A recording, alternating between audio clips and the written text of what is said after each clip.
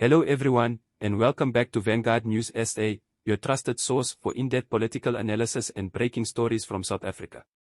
Today, we dive into a gripping story that's sending shockwaves through the political landscape of the Economic Freedom Fighters, or EFF, as the party navigates an intense and pivotal moment in its history. Stay tuned as we unpack the unfolding drama, explore the implications, and invite you to weigh in with your thoughts. Now, let's get into it. The EFF, South Africa's third-largest political party, has made headlines once again, this time for suspending several of its provincial leaders. The announcement came in a strongly worded statement on Tuesday, with party leadership citing alleged violations of pre-conference rules. The timing of these suspensions could not be more critical, as they come just weeks before the party's National People's Assembly. This is the highly anticipated elective conference where the future leadership of the EFF will be decided. At the center of the controversy are allegations of factionalism, unauthorized meetings, and actions seen as undermining the party's preparatory processes. The stakes are incredibly high, with reports suggesting that many of the suspended members are aligned with Mbuyiseni Ndlozi's faction. Ndlozi, a former national spokesperson and a prominent figure within the party, is rumored to be positioning himself for a senior leadership role, potentially challenging the dominance of Julius Malema and his inner circle.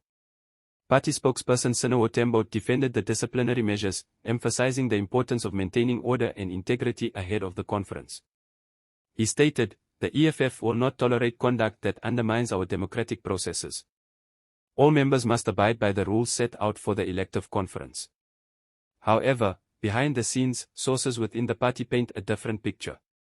Some claim the suspensions are a calculated move to consolidate power and weaken Ndlozi's faction.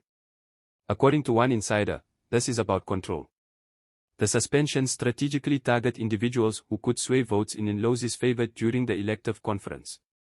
This assertion has sparked heated debates, both within the party and among political analysts. On one hand, supporters of the current leadership argue that the disciplinary actions are necessary to preserve unity and discipline. As political commentator Tommy Mlongo put it, the EFF cannot allow individuals to prioritize personal ambitions over the collective goals of the party. On the other hand, critics are raising concerns about the implications of these actions for the party's internal democracy. Dr. Nosifo Mbatha, a respected political analyst, pointed out, the EFF has always branded itself as a democratic organization. But these suspensions suggest an intolerance for dissent and an attempt to suppress alternative voices. The timing and scale of the suspensions are undeniably significant. With key leadership positions up for grabs, the absence of influential provincial leaders, many of whom hold sway in their respective regions, could tilt the balance of power. This development raises critical questions: is this a necessary step to ensure order and focus, or is it a strategic maneuver to maintain the status quo within the EFF's top leadership? Mbuyiseni Ndlozi, the man at the center of the factional divide, has remained notably silent on the matter. While he has yet to comment publicly on the suspensions, Ndlozi has previously been vocal about his vision for a more inclusive and transparent leadership style within the EFF. His silence now adds another layer of intrigue to the unfolding drama. The upcoming National People's Assembly is shaping up to be one of the most contentious in the party's history.